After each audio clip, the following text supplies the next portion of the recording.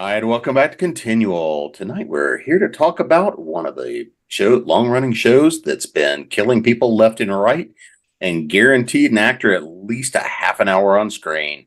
We're here to talk about the rise and fall of The Walking Dead. Before we dive too far, I'm your host, Jim Nettles, who all has come to help us put a few more bodies in the ground. So, Lisa, you are up first. My name's Lisa Macklem. I'm a Walking Dead fan from the get-go. I was there for the first episode and stuck it out all the way to the end. Stuck my toe into Fear the Walking Dead. Meh. Watched the other spinoffs. Meh. But The Walking Dead has always been my baby. I reviewed it for SpoilerTV.com. So if you want to know super in depth what I thought of it, the reviews are all up there too. So, Bill? Oh, Bill. Oh, my internet connection is unstable. It's telling me now. Am I coming through? Bitten. We thought you'd been bitten. Yeah, it's just as everything was fine, and then people start talking, and it goes unstable. Hi, I'm Bill Mulligan. I'm a high school science teacher, huge zombie fan from the get-go. I've been involved with a number of indie film projects where I had to create some zombies. And I have been a Walking Dead fan from the get-go, comic book all the way to the series. But I have to confess, I have not seen this last season, actually. And I'm kind of saving up a good time to let it go out in style, I guess, and watch it all at once. Oops, and that's Gizzy, the zombie cat. Steven. Greetings, I'm Stephen Van Patten, horror writer, TV show stage manager, tequila enthusiast. And I, like my esteemed panel here, big Walking Dead fan. Pretty much, I think I've been in like it's like 11 seasons. I think I've lived in like 3 different places from the time that show started.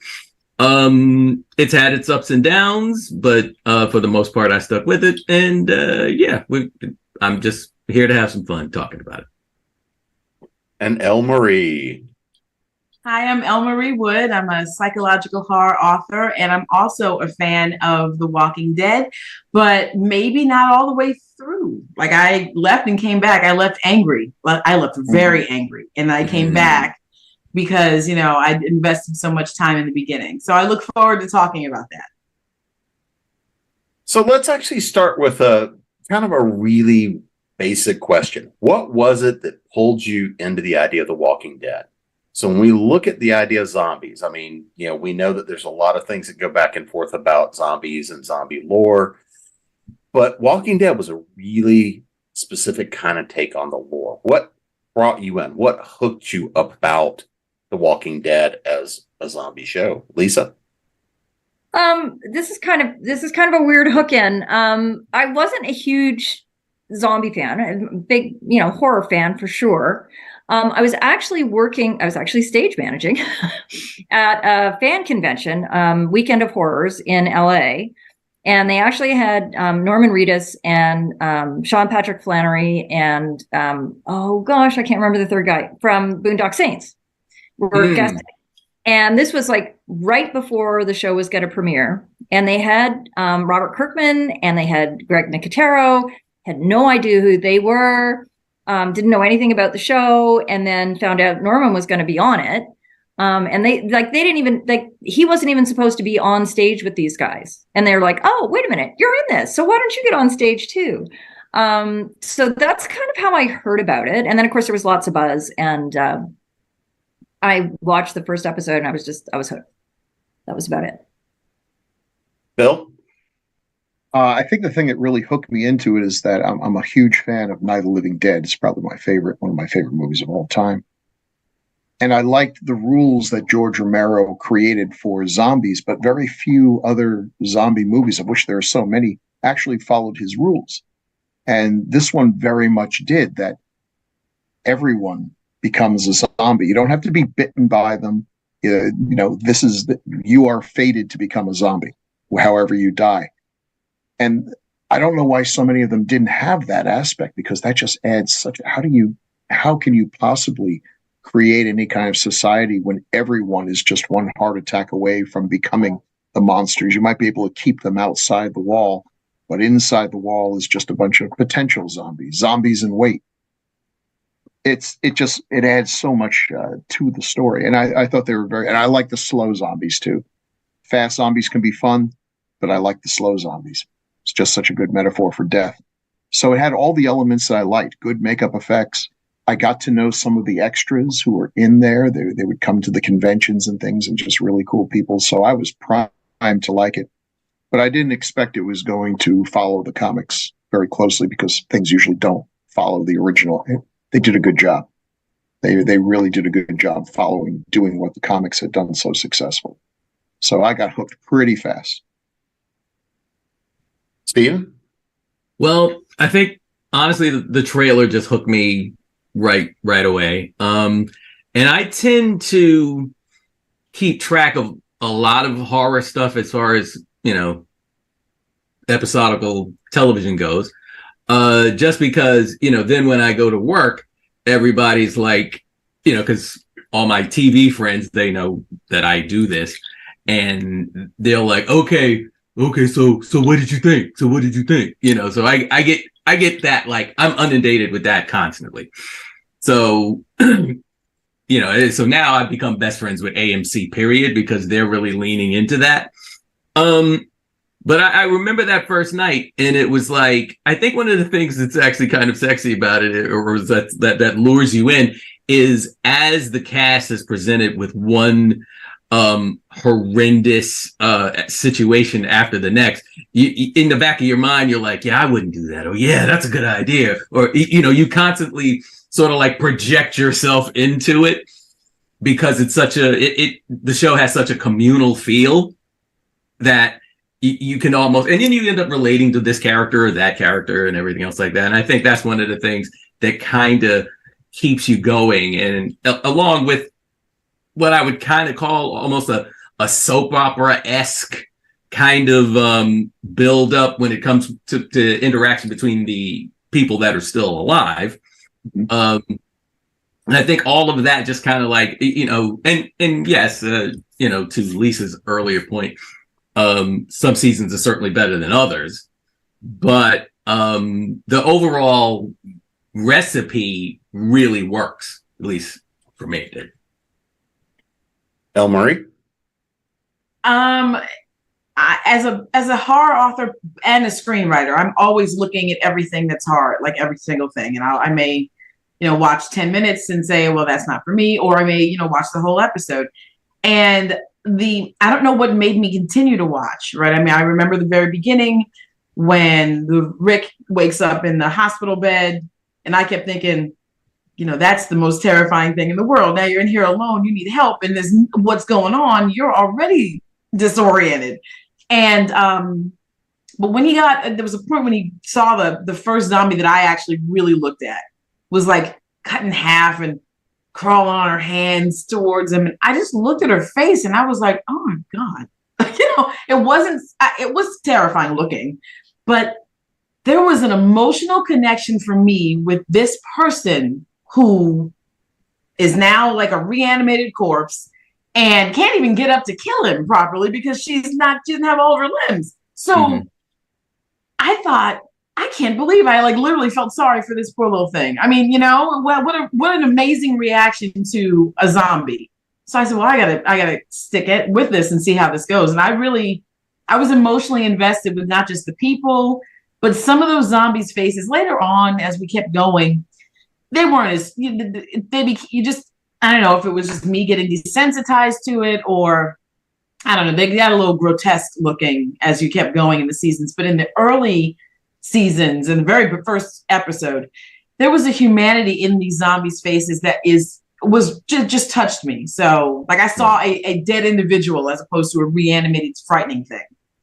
And it was sad and scary. So yeah, first episode, I was hooked. So Bill, here's a question for you.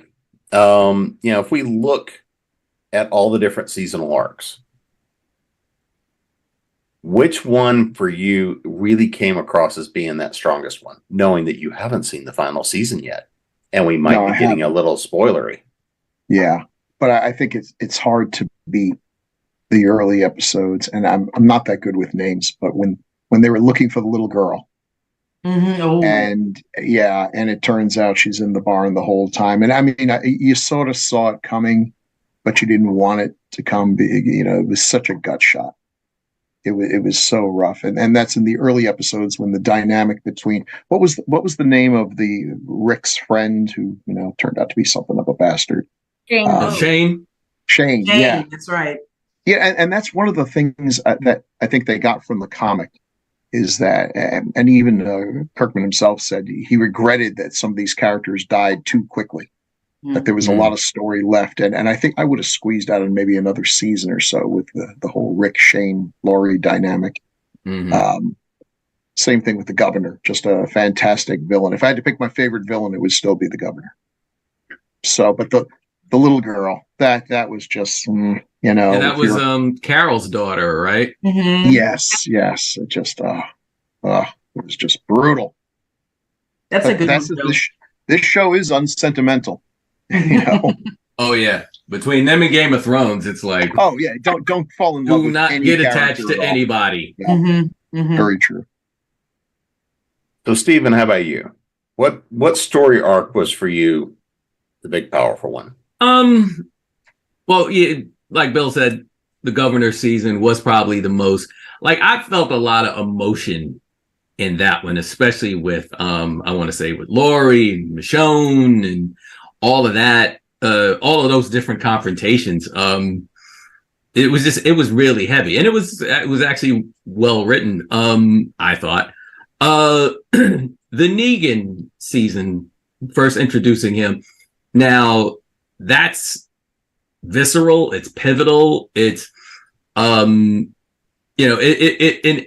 it's definitely the biggest moment in the entire run, I think, because I think they actually lost a lot of viewers because a lot of people took Glenn's death as their signal to bounce, basically. Yep. And so it was a little rocky there. And I mean, I stuck with it because I'm like, all right, that was a bit much. But I guess for me personally, it's like I'm looking for Negan to, get his comeuppance. Let's just say it like that.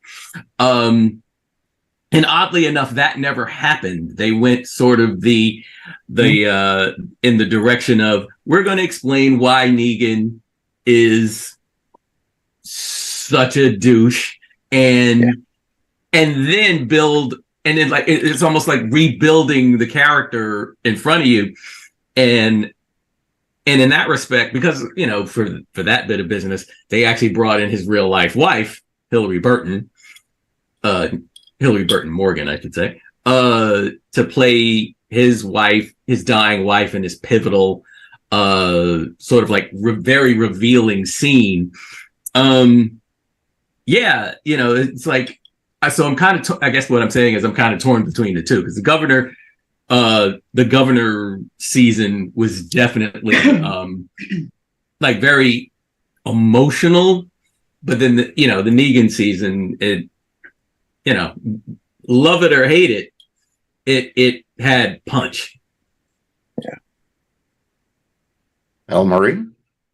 And I hope we get to this, because Stephen just talked about the Negan season, and see, Negan, Bill, you said you like the governor more. Negan is my favorite bad guy. He was just, I was with everything. I'm like, let's go with this bat, Lucille. I'm down. No one needs to, I'm with you, but not against Glenn. And I hope we get to this. That has nothing to do with your answer. Just know that there are some major emotions connected to that. I didn't leave at that point, but there was a lot of different emotion happening in that moment. Oh, no doubt. I'm trying to figure out when Carl died. I can't remember what season that was. But anybody remember? There was, I want to say, round tail, and it was like sort of going towards Negan's fall. Yes. Because remember, Carl was kind of like starting to become like a go-between between his father and Negan. And there was that kind of like, I mean, I want to say his final request was for peace. Yes. Yes. I can't remember what season. I had a problem with Carl only because we'd watched him grow up, you know, and I thought, you know, this is hard. But being a fan of the bad guy, I pay a lot more focus to, you know, that the season is pretty much based upon the bad guy. And like I said, I was okay with Negan for the longest time until, you know, and I actually enjoyed watching the rest of the storyline as it progressed for Negan. I mean, I want Bill to close his ears when we get to the Negan part because there's a lot there. But yeah, Carl dying was trouble for me. that was hard for me. Yeah. Well, it's so funny because that was also one of those episodes of Talking Dead where they're all in tears and my God, and the whole night, because you know, they're shooting that show all those hours, and you know they're working crazy hours to get that show done. So they become family. You know, and I, you know, and it's like you're at work and your best friend is fired. Yeah, you know, it's like what? Yeah, so that's tough. Oh, I can't imagine what it was like on the set when Glenn was taken out. That's another one. That's another one. I talk about that to this day. How about for you, Lisa? What season was it for you? It's like asking me to pick a favorite child. Yes, I'm cruel that way. I don't have very cruel, very cruel. There are people that could do that, though. Yes. I mean, there's something about each season really for me, but I think I would definitely agree that the governor was a terrific villain. And I would say I actually probably enjoyed the second season arc with him when he was with Alana Masterson and her sister. And we got to see him sort of reassess what he was thinking and then fall back into his bad ways and then come back and kill Herschel, et cetera. I thought that was like an amazing, and I mean, David Morissette, he's just such a wonderful actor, right? I mean, they've been so blessed with such great actors, including Chandler Riggs. I mean, I think if there was ever a misstep, it was killing him off. Like the Glenn scene was shot for shot out of the comic. So I mean, it's also the one scene that I have never rewatched. That was just so traumatic. I could not rewatch that scene. Yeah. But I mean, I think that they sort of prepared people for it. But I'm also a huge Jeffrey Dean Morgan fan. So like what he's done with Negan is amazing. And that's without getting to spice up his language with the fuckity fucks everywhere, right? So, you know, and I really loved them taking him, the backstory that they gave him, because it's not like he was a super nice guy. He was a bit of a douchebag even then. And he only stepped up when the apocalypse hit and his wife had cancer and he had to step up for that. And you see him in that weak position. And so you see why he ends up as he did. But then you also see him later in the later seasons really agonize over what he has become and what he did. And you know, you see his regrets. And I think that was one of the strongest parts in the final season. Not to say too much, but there's an amazing scene with him and Lauren Cohen. That's just amazing. And I have to say when they introduced Judith, her very first scene, I was like, oh my God, where did they get her? Like, oh my God, she's awful. And then wait. you only had we had 3 seconds of her in like the final scene of the end of that season. And then in the next season, we really got her. And she is brilliant. She's going to be an actor we see forever. She's going to win everything. She's just a revelation. She was like amazing. So I loved her story arc too. So yeah, I've waffled and I can't pick one. Let's just sort of start with Rick, because I mean, he was our main hero for 3/4 of the show. I mean, he was there, he was leading the pack. He was kind of that, you got to watch that sort of hardening You got to watch him have to go through a lot of hard choices. I mean, to me, a lot of the show is about man's inhumanity. It's literally about when faced with kind of the worst case scenario, what are we willing to do? And, Rick was there often as that, no, we're going to do the right thing. We're damn, what is the right thing? So, Stephen, for you, what was your thoughts about Rick? Overall, I liked Rick. I related to Rick.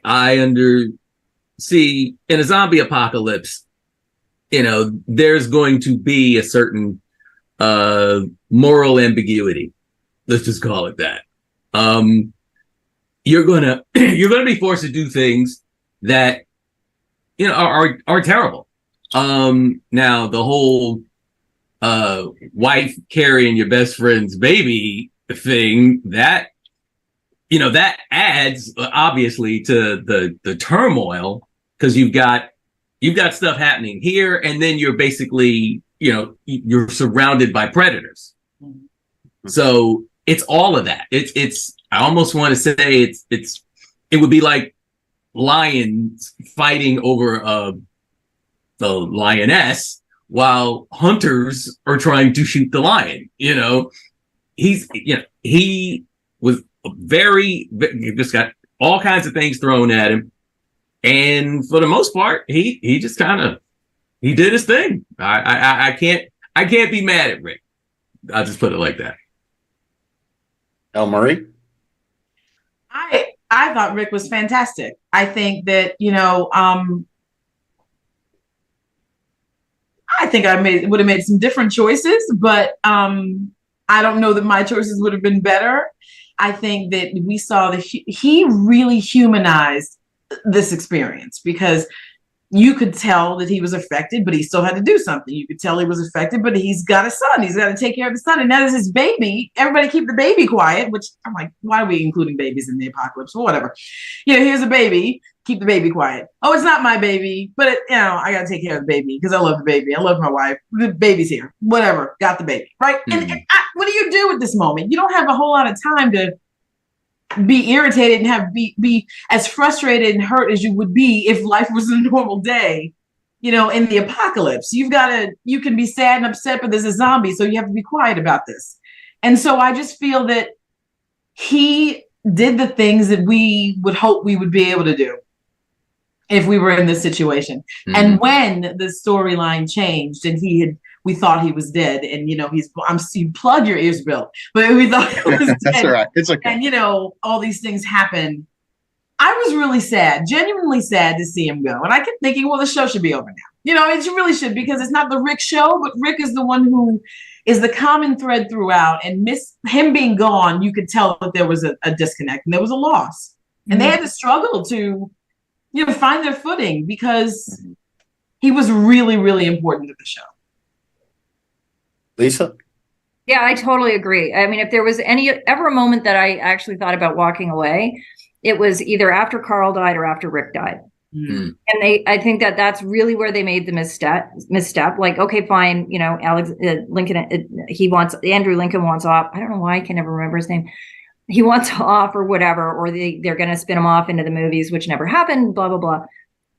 But if they still had Chandler Riggs, I think Carl could have stepped into that position so easily, and I think they would have maintained a little bit more core and kept going. But we don't know what happens behind the scenes, so right.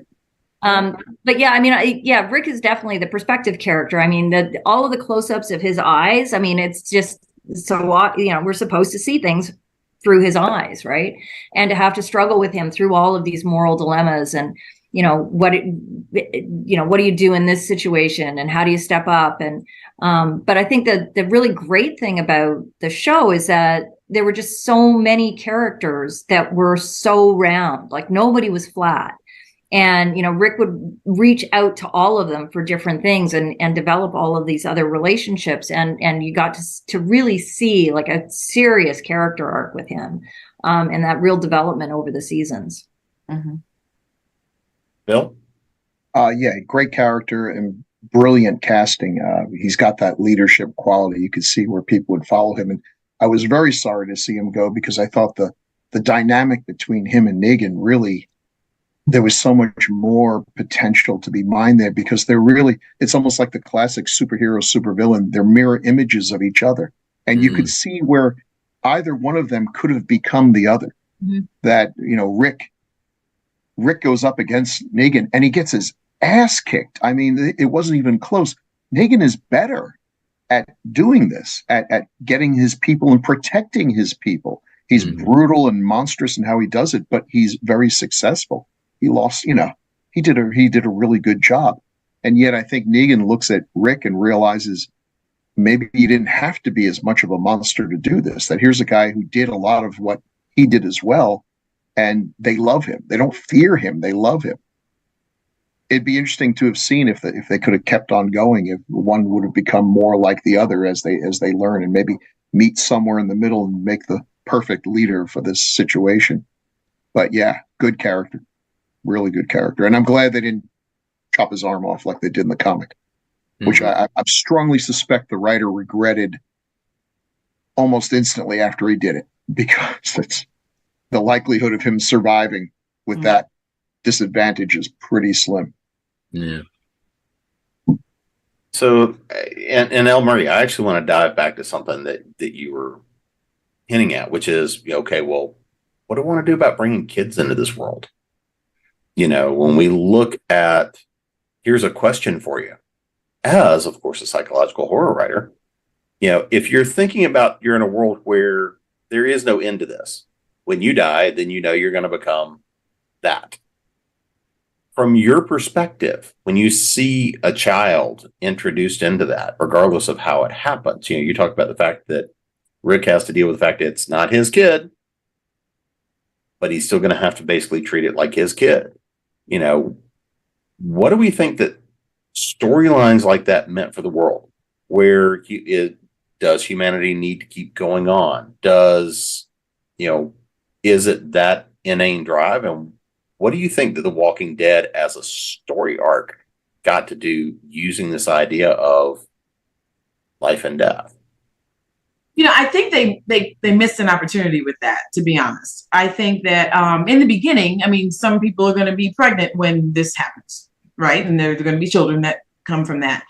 But when you're running from the zombie every moment of your life, I don't know how often you're going to say, let's risk me getting pregnant. So that the screaming baby, who does scream, every baby cries, every single baby, will alert the zombies to where we are. And we have to worry about that even more than we do now. So I think that because the longer this exists, a year, 2 years, no one's going to have, any protection of any sort whatsoever. It doesn't matter what you might have been using before. It's all gone. So now you are taking a risk if you decide to engage in certain activities. I cannot imagine that most people will engage in that activity to run the risk of now having a pregnancy that is going to alert. It's going to, the mother's going to be incapacitated. There's a child, another mouth to feed, and the screaming. And it's not just baby screaming, it's 4-year-old screaming. They scream from every age until a certain point, then they stop screaming, then they just talk a lot. But the point I'm making is, I don't see that would be a real trajectory. So I think they missed an opportunity here. And there could have been some moments for true terror where someone might be in a situation where the baby is screaming and the zombie is right there. And then we could have had this moment of, how do you quiet this child? What do you do? I'm always amazed that movies include these kinds, or movies and TV include these moments, but they're not realistic at all. You can't clamp a baby's mouth and think it's over. It is literally not over. Okay. And that I think we could have seen, because they showed so many other scenarios that were just amazing, sort of human moments that you couldn't avoid if you were suddenly finding yourself in this situation. But the handling of a child and bringing new life into the world, because later Michonne brings new life into the world, and people are just continuing to bring new life into the world. And how have you not known that maybe you shouldn't do that now?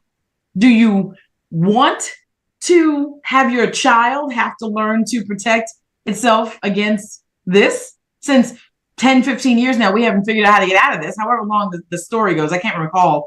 But Judith is, what is she, 12, 13 by the time show's Something like over? that. So 13 years of that, basically, because she was born into it. I don't know that many people, so many people in one little community or grouping of communities would have so many little children. So I think that it would be interesting to have seen the decision-making process between many couples. You know, Maggie and Glenn had to think about that, and look what happened. All these other people had opportunities to think about that. And I just think that it wasn't realistic across the board. And that's a missed opportunity. If we're going to have a show that touches on so many different levels, let's be real about it. There's no way in the world I would have brought a child into that existence. You know, Yeah, so we have people getting pregnant by accident all the time, right? you can avoid certain activities to become pregnant. You can, you know what I mean? But people won't. And I mean, especially when they're in a dire circumstance, they're going to reach out for like to touch somebody, right? For that. And, you know, one thing leads to another, you know, and I absolutely think we should have at least seen the scene where then that one thing leading to another in 10 months means the baby's screaming and the zombies come get everybody in the house for the zombie. You know, let the one thing lead to another, and then let's see the real result of what would have happened in that scenario. That's what I'm saying. So that actually is a missed opportunity. Think about it. Not only our babies, of course. We don't want to see them get eaten, but somebody else not. Right. Hot Pocket. Yeah.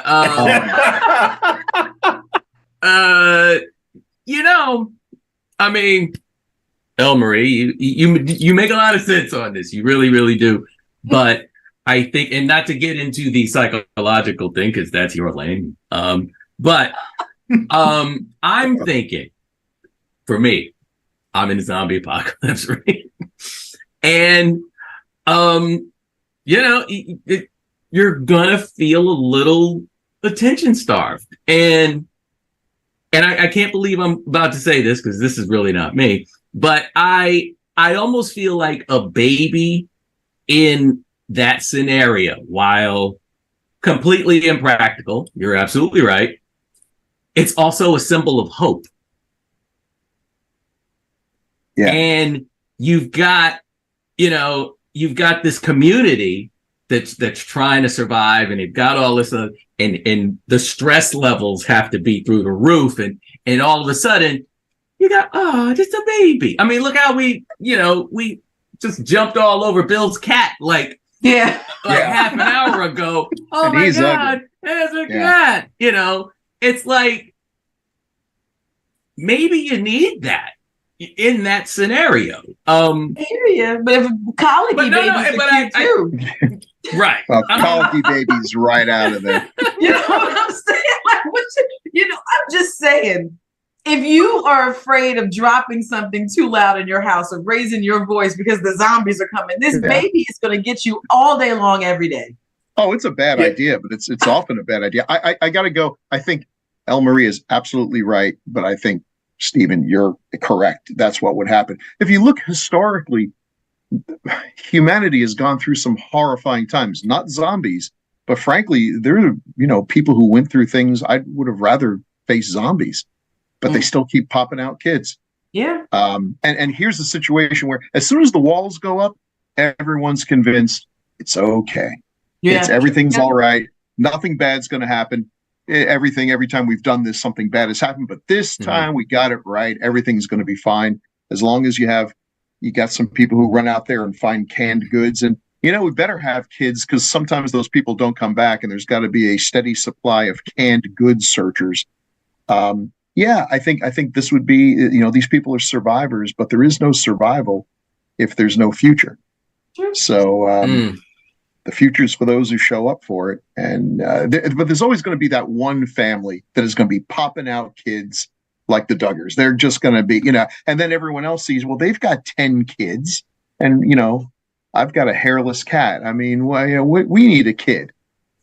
I'm going to be the person moving closer and closer into the woods going, this is not going well. That baby and all those 10 babies in there and this one over here, they're going to all start yelling. then it's on. I'm And leaving. one day you're going to wake up and you're going to see like fire in the distance where the settlement is. You're just going to be sipping your tea, like, yep. I told you not to do it. That's what happened. What they need is a quiet box, like I had in the Quiet Place, right? Yeah. No, that would never have worked. Gosh, so many. I just feel like I want to see a realistic depiction, but then again, if it happens at the beginning, the movie's over, right? I mean, right. It's over right away. So there's that. Over. So let's actually dive back into, now that I've derailed us with the philosophy of The Walking Dead. Let's talk a little bit about the governor, because really that was one of the first real times you got to see, a villain other than, hey, we're just trying to survive. This is that first real sort of test. So on your side, Lisa, and I know you were a fan of the governor. What'd you think of that couple of seasons?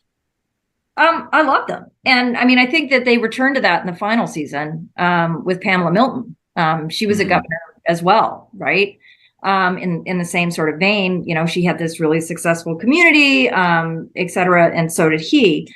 So, I mean, I think that the same discussion as with like Rick and Negan, right? Is we have all of these sort of models of leaders, right? And yet, we also see that ultimate power ultimately corrupts. And I mean, I think that's again one of the things that sets Rick apart from like the governor or Negan, is that Rick really did rely on everybody. And when he took over Alexandria, he wasn't head of the council. Everybody governed, right? Whereas the governor was the governor and ruled everything. And of course, then he also had this streak of madness. And, that sort of ultimate power corrupts. Absolute power corrupts absolutely. And so I thought that was really interesting to watch that play out. And of course, they had a lot of commentary on society in general and how that's going to work out. And it was really also interesting in that story arc, watching, my God, Lori. No, not Lori. Andrea, sorry. Sorry. Andrea, sort of how she, sort of fell into that because again, she wanted the normalcy that he could offer. I mean, that was basically his bait was, you can be normal. And then just to watch how that ultimately ends up falling apart. But I thought that the second season arc was even better when he tries to do better and he tries to sort of go back and rehabilitate himself. And then he just can't. He just ends up. But I mean, and I thought that the second season with him too was interesting because we see him being manipulated back into what he was. He just can't get away from his past, sort of thing. Yeah. Bill? Yeah, no, I thought it was really interesting because everyone loves a good redemption story, but this was one where we have a redemption story and then it fails, which just really added some tragedy to the whole thing. That you thought, obviously he had qualities that made him a good leader, and the qualities that make someone a good leader in a horrible situation may not make you a really good person necessarily. I mean, that was the strange thing about the unusual thing about Rick, is that he was able to he had a strong moral code. There were things he wouldn't do because it'd be so tempting to do that. If you're leading, if you have a settlement, and if anyone makes a mistake, it can all just fall apart overnight. The temptation to just, if someone's giving you trouble, just out into the cornfield, to just take them out. That's probably the smart thing to do. But if once you start doing it, you go down a path, you basically become Walter White. You just keep saying, I'm not going to cross this line. Okay, I had to cross this line. I had no choice, but I'm not going to cross this line. Okay, well, I had to do that, but I don't kill kids. Ah, damn. Okay, so, eventually one day you wake up, and if you have the self-awareness, you're the bad guy. You're the monster. Bill, I think that's an interesting point because speaking about what grounded Rick, I think it was Carl and Judith. Yeah. He had to be able to go home and look at them. That's a great point. You can do all of these things in these qualities, I mean, decision making and just being, firm and being sure and all these different things are qualities that he also brings to the table as a parent. I mean, we have to. So if he's out there making wild, but necessary, but still wild decisions that would compromise his ability to look himself in the mirror. Yeah. You'll think about that more when you first encounter your child's face instead of the mirror. You encounter the child before the mirror. That's going to change a lot of the things that you do.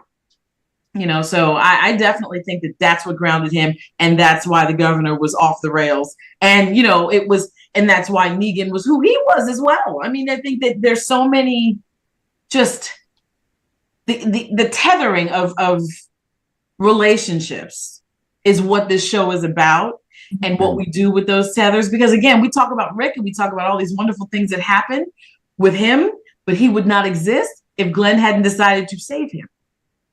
Yep. So for me, the true tether of the show has always been Glenn, which is again is why I was upset. But he said, "I'm going to be selfless and help this person because holy cow, look what's about to happen." And then that relationship existed for the rest of Glenn's tenure on the show. And Rick comes away thinking we have to help people. Not that he didn't. He was already he was a law enforcement officer. He was, not just out here acting like he was like, oh, forget it, I'm running for the hills. I have a family to find and protect. So now he's tethered to that hope that he can find them, and he's got this guy who just saved his life. And so these connections exist. And if he were to turn around and say, you know what, this guy's annoying to me, or he's a liability, I'm going to kick him to the ground, he'd have to go home and say to him and call us, how'd you get out, Dad? Well, I killed the guy who helped me.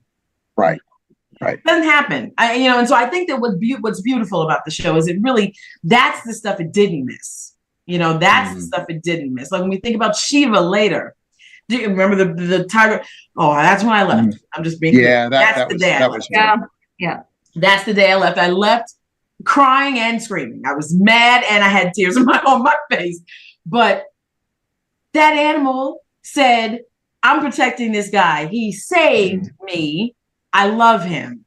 And you never lost that connection. And later in the last season, you must watch, Bill, there is a reach back to Shiva. Yeah. Oh, good. So beautiful. Yeah. It's so beautiful. Oh, yeah.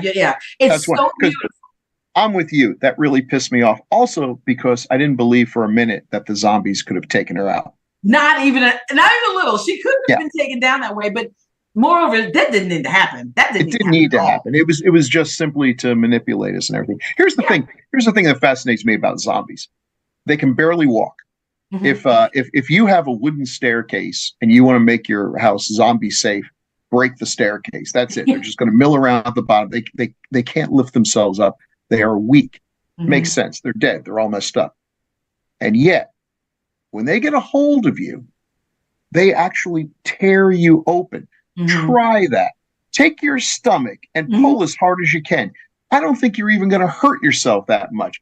No human, unless you really work out, your goal in life is to eviscerate someone with your bare hands. It's not an easy thing to do. And yet zombies, as soon as they get a hold of you, man, they get that amazing strength. They can barely turn a doorknob, but they can rip your arm out of the socket. Again, try it. Just try it. Can't be done.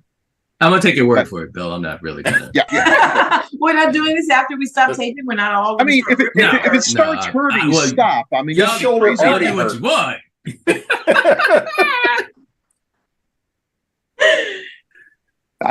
Maybe the adrenaline, maybe they've got super zombie adrenaline, and once they get that, oh boy, a meal's on the way, suddenly they can do things that I certainly can't do. I can barely fillet a fish, much less rip out a spinal column of a large vertebrate. I mean, come on. But these are the things we buy. No, that's a fair point. As far as going back to Shiva for a second, I'm thinking that Shiva got done by the accountants.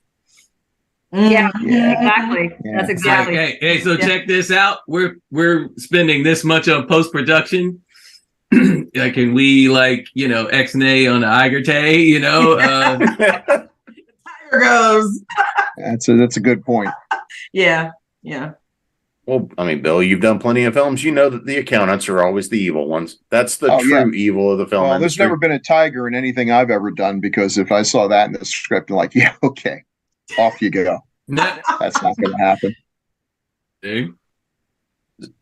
So looking at it, I mean, so again, let's take Negan. We've talked about him. I mean, and again, there was a lot of talk at the time of both he revitalized the watching or the viewing crowd, balanced the numbers. He also, in certain ways, was, a lot of people walked away. So for you, was Negan too much? Was he something that the show needed or not? Bill? Oh, I think he was great. But I never bought the redemption.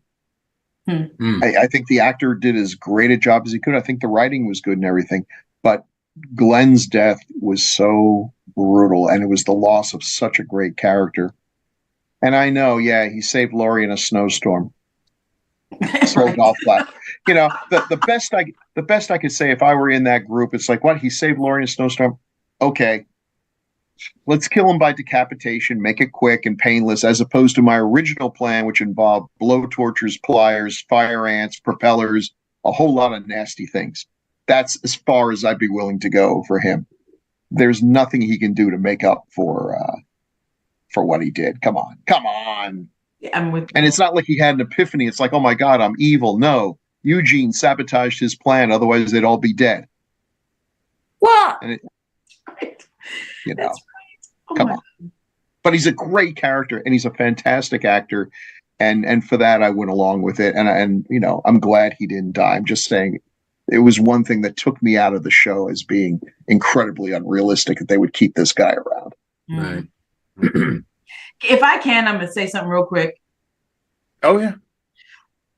I have a lot to say about Negan, but I will say this only. Well, not only. I'm just laughing at the idea you said you were going to say it real quick. I know, and I heard myself. I'm just like, that was nonsense. But anyway, Negan, to me, like I said earlier, was the best villain. Okay. I did not leave the show from Negan. I told you I left from Shiva because I was like, oh, yeah, that's enough. First you do this to Glenn, and then you do this with Shiva. I've had enough. I only came back to see if Daryl was alive because I did not need Daryl to die. Daryl needed to live, so I had to watch and see what happened to him. I'm just being clear. Daryl, from the moment I saw him, I was like, he had better make it all the way through. And I was just, so I needed to know. And but Glenn, he is the character that has the heart. He's the one, like I said, the first save is Glenn. He saves the main character. He continues to be this very kind-hearted, gentle, sweet individual throughout. Okay. And incredibly resourceful. Yeah. Yes. Yeah. And you never think he would come out and beat someone up, or you think you say to yourself, you better kill the zombie. It's going to get you. You would think that and Negan executed him I've never seen anything like that before. The worst. The people in my house thought that like I had hurt myself, like I was burning down here or something, because I started screaming. I don't have that kind of reaction to television. I don't. But I screamed. Then I started to cry. Then I began to beg him to stop. And I've literally never said that to a television in my entire life. And I can't watch it again, like Lisa said, because that was the most brutal thing I've ever seen. And he did it to the nicest character on the show. Now, someone else was killed that day. The redhead guy. I can't remember. Abraham. Yeah. Abraham. I liked Abraham. Yeah, I was like, oh, that's messed up. That's what I thought. Until Glenn, I'm like, oh my God. And I love Negan. I love him. I thought he was the best. And then after he killed Glenn, I'm like, they better kill him good at the end of this thing. And so I wanted to see. But do I think that all of that emotion that I had is what good television is about? This is true. I did not leave because of that. I left because they killed an animal on television for no good blankety blank reason. Okay. As an animal lover, I was wholly and completely put out. And I was like, you all are just looking for something to make us upset now. I'm not going to do it anymore. Glenn, I screamed and cried and was sad. I watched Talking Dead. I cried again. I'm like, oh my God, I can't believe it's happening. Talking to people, because they got me to really feel something that night that I talked about years later. That's good television. So Negan, the character, the actor who executed that so masterfully, yeah, the show absolutely needed that. Absolutely. But it hurt. Steven, so can you top that? No. Well, well, I'll start with the fact that, yeah, Glenn's death bothered me. Shiva's death bothered me, even though, like I said, I was like, yeah, they trying to be cheap now. That's what that is. I'm cynical. What do you want? But I also agree with Bill in the sense that, all right, Negan is great television. That's why he survived. Mm-hmm. That's why he's written as he's just just kind of swimming past all his transgressions. But in a real life scenario, I'm Glenn's friend. The second, it's basically he's Fredo and we going out in the boat. That's what's happening in real life. Mm-hmm. Thank God we don't have to do these things, but it's give it time. Yeah. Oh, no, you're right. You're absolutely right. But yeah,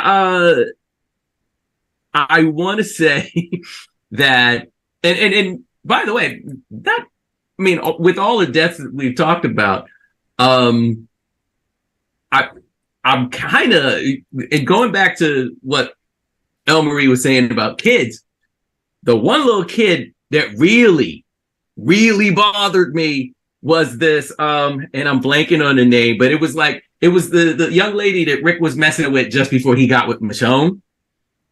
Yeah, with that stupid little kid who wouldn't shut up. Yes. And then he got eaten and everything. Like, that got a visceral reaction out of me because I was just kind of like, not because I was like all in love with the characters at that time and everything, but it was just like, this is just such a stupid thing that's happening right now. Mm-hmm. And like we said, the seasons were up and down. You can't have a run that long and not make some missteps. So it's it's amazing that they made it that far. And it's amazing to see who had plot armor and who didn't. And I know for a fact that at the height of this, had they killed Daryl, there would have been rioting in the streets. Oh yeah. Like, people would have marched on AMC. Yeah. Oh my gosh. and the wild thing about it is so the series is gone, but they've got all these spinoffs now. Mm-hmm. Speaking of Negan, I think what they're doing is Negan and Maggie are going to New York. Yep, Dead City. Okay. How's Maggie talking? Do you know why they're going to New York City? Do you know why they're going and why she's taking Negan? No. Why? No, I don't remember. Because somebody has taken Herschel. Oh, come on. Again, a child that should not see. This is what happens. Maggie, just like what Steven said, there's no amount of time that Maggie's interacting with Negan and not slicing his throat. I can't believe that he's alive. I can't. I really can't. I don't care about, I've turned over a new leaf and Maggie has been gone. She comes back. Negan's walking in the street. I wouldn't have even said anything. I would have just been like, well, there he is. I don't get it. I'm surprised. Daryl is getting, correct me if I'm wrong here, but what I think I heard is for Daryl's show, he just wakes up in France. Paris. Yeah. He's gonna get taken by the CRM. Oh, okay. Oh my God. Because I can't imagine voluntarily going to Europe in a zombie apocalypse. No. His big advantage is that he knows the land. He lives off the land, and now he's in France. He doesn't know. Yeah, and then I guess the third one is Rick and Michonne reunited somewhere. And I guess it feels so good, but it's now they're saying it's only going to be a 6 episode miniseries. That seems wise. Oh, really? Interesting. Well, I mean, they missed the boat on that one, right? I mean, it's too late Yeah. now. I mean, Yeah. if they'd done it right away, if they'd had the Rick movies when they said they were going to have I mean, they were filming the Rick movie, where they were filming it in Toronto right after he finished shooting the series, because they were shooting in my friend's building in downtown Toronto. So what happened to the footage? No idea. It's on the same shelf with Batgirl, I guess. Yeah, probably. Well, I thought Fear the Walking Dead was a disappointment to me because I was like, well, we're going to have spinoffs. Like, okay, there's a lot of other stories you can tell. What would it be like in a city? What would it be like maybe on an island? What is the thing? But when I started watching Fear the Walking Dead, it's like, this is Walking Dead with a bunch of different characters. Yeah. I'm not really seeing the need. Yeah, Yeah. exactly. And I didn't, I mean, I wasn't as taken with the characters as I was with the characters on The Walking Dead. So I think we stuck with it maybe through the first 2 seasons and then just went meh. That's about when I tapped out too. I mean, I've seen things subsequently that I thought, oh, I might go back and actually catch this, because I mean, they've got Morgan, yeah. They've got Morgan, but they've also got the guy with the scar on his face. Oh yeah. God, I don't know why I'm blanking on it. Negan's former guy. Yes, with the guy. Yeah. Oh wow. Can't remember his name, but he was a good character. So yeah, I mean, those few Dwight, yes. Those few characters that did not die but left the show. I mean, the thing with this show is normally that's not what usually happens. You go in there and it's like, I want more money, and they're like, you're gone. The only guy, you're right, Norman Reedus, the one guy who could probably walk in there and say, we need to add a few zeros here, and they're like, okay, what am I gonna? You're right. And he's like the last guy who would do that. So right. But why do we like him so much? Does anybody know why we really love Daryl? Because I mean, I don't know why we're all like, Daryl can't die. Why not Carol? Why not? Oh, Carol can't die either. I like Carol as much as. If they had killed Carol, I was gone. Carol has done. I like Carol as much as Daryl. Oh yeah. Really? Oh no, not for me. Daryl is like the only one who literally cannot. I don't want him to die. I mean, I was thinking about this today actually, and thinking, a lot of it is the fact that he's the strong silent type, right? Yeah. So I mean, he's always there. He's always helping. He's had a terrible life. He's not flashy, but he doesn't say a lot. So it's like, let's face it, when we open our mouths, that's when we get into trouble. He's the Wolverine character. Exactly. And those characters tend to take over because, we don't know. They don't say everything. They don't wear their heart in their sleeves. So there's a little bit of mystery. We can imagine ourselves there. And I think those are the characters we tend to imagine that we would be in that situation, which is a laughable lie. I know more about zombies than any of my friends. And I'm really into bushcraft and survivalism and all that stuff, just on a conceptual thing. I mean, I eat Pop-Tarts like everyone else, but I know what plants you can eat and everything. But I'm also, I don't kid myself. So I know that in the apocalypse, I would live another week longer than everyone else. And that's it. It would just mean that everyone else died when they, probably less starving than I would be. Maybe I could eke out a little bit longer, but it would still come to the same horrible, horrible ending. Mm-hmm. But Daryl, you feel like he could actually survive on his own. Mm-hmm. He chooses to be with this group of people. And that's like the good thing. He has the ability to survive on his own, but he wants to be with others, even though he doesn't, talk all that much and everything. He understands that he's a necessary part of this. If it weren't for him, they'd all be dead. Yeah. I want to be Michonne, though. I mean, I'm going to pick a character to be. I want to be Michonne. Yeah. Remember she cut the limbs off of the zombies? Yes. She had them walk. I'm like, that is the most amazing thing I've ever seen. She was a genius. Yes. And why didn't everybody walk around with a katana, seeing how great she was? Everyone else, bang, bang, bang. Well, that just brings more zombies and you run out of bullets. She never ran out of katana. No, I love her. She's amazing. The one thing I will say is watching him pull back and draw a crossbow like that. No, been there, done that. No. Now, the only thing about Michonne is I would not be walking around with short sleeves. I'd be wearing a suit of frickin' armor. Maybe I'd have made out of duct tape, but the one character in a zombie movie that I admire is Brad Pitt in World War Z when he's like duct taping magazines to his arm. It's like, finally. Mm-hmm. Well, since we're down to survival, that's probably the place to leave the episode for the evening. But before we start winding it down, let's make sure everybody knows where to find you guys. Website, social media, and of course, if you got something new to go push, Lisa, you're up first. You can find me. I'm Dean Girl One everywhere. Yes, I was just doing a supernatural panel before this, and which is why I love Jeffrey Dean Morgan and Lauren Cohen, who got such a bad shift on Supernatural. So it was nice to see her come over to The Walking Dead.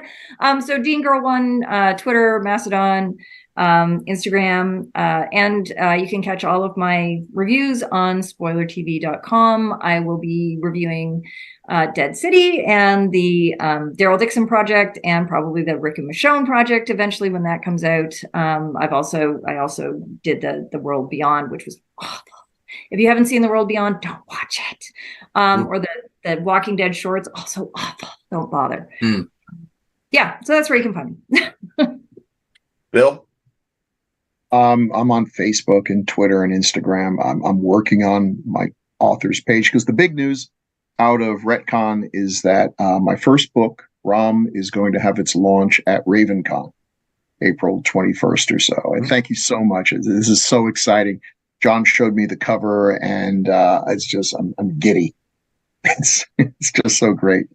So that's where I'm all. And now I'm finishing up the second one because now it's in my blood. Yeah, you can't do just one. No. Steven. Well, I have all kinds of fun stuff for folks to see over at www.laughingblackvampire.com. I'm also on Instagram, also on Facebook, pretty easy to find. And that's probably the best way to find me and all the fun stuff I do. Elle Marie. Well, you can find me at elmariewood.com or on Facebook at elmariewood and at Twitter at elmariewood1. And I always make the joke that I took a branding class and I really stuck to it. I just had a companion series come out. It's a novella called The Open Book, and its companion, The Tales of Time, just came out last week. It's pretty interesting. Short stories and a novella together. It's kind of fun. Yay! Exciting. And your websites. I said it. Yes, and you're missing one. Typed it up. I'll do it again. And the Speculative Fiction Academy. Oh gosh, I don't know why I can't. Jim, I thank you. I also started a Speculative Fiction Academy a few years back. Jim is one of the instructors there, and Stephen provides the comedy there. So look for us at www.speculativefictionacademy.com. And I've had the pleasure of being your host tonight as we walked off into the death. Jim Nettles, you can find me at jamesbnettles.com, authoressentials.net, authoressentialsworkshops.com, the Speculative Fiction Academy.com, gradingpros.com, and of course, ConTinual. And we will see you guys again next time, or will we?